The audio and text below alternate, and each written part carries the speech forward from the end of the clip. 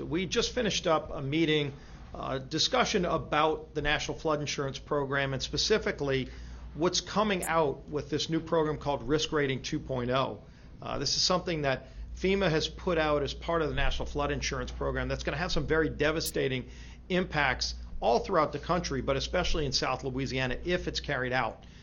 This is part of a coalition. We've got parish leaders, we've got business leaders, many other trade groups that have been working for years to try to reform the National Flood Insurance Program. This has been a national coalition that we put together.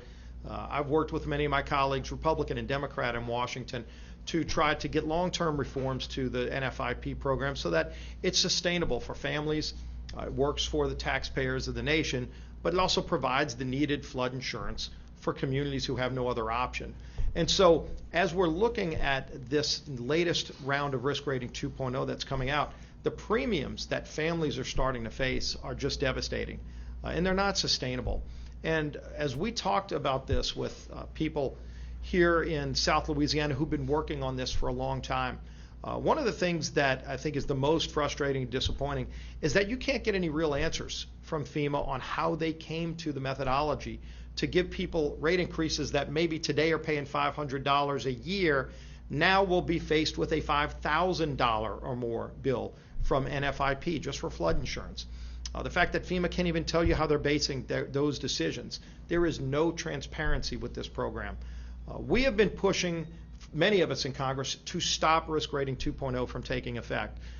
In fact, I talked with Cedric Richmond this morning over at the White House, made him well aware that we were having this meeting. He's surely aware that this is a problem, but emphasized to him that this is something that would be devastating, and we're urging the Biden administration to stave off Risk Rating 2.0 as Congress works to get a long-term authorization. Look, the program, NFIP, expires on December 3rd, so there is a lot of talk in Washington about coming together to get a bipartisan agreement, and those conversations are ongoing. Just Friday, a few days ago, last week, I was in a conversation with Maxine Waters, who's the chair of the committee in Congress, and she actually agrees that this program needs to be reformed, and we talked about some of the things we need to do in the coming days and weeks to try to get a long-term agreement. But in the meantime, we need to stave off the devastating impacts that we would see from this program. So I do want to bring up some of the parish leaders. We have with us Cynthia Lee Shang here in Jefferson, Archie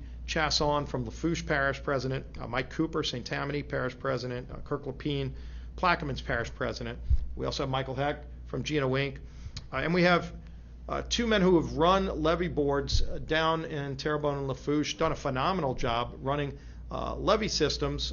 You look at Dwayne Bourgeois and Wendell Curall, what they've done with local money. These are not federal levees, and in places that have seen a lot of water but have not flooded. They protect people in their communities, and they can't even find out from FEMA how the flood protection that they've had and provided for their people would be factored in because it's not a federal levy. Those are the kind of questions that shouldn't be asked to this day when people are starting to get massive premium increases. FEMA should have had those answers a long time ago. This program is not ready for prime time, and we're trying to stave off Risk Rating 2.0.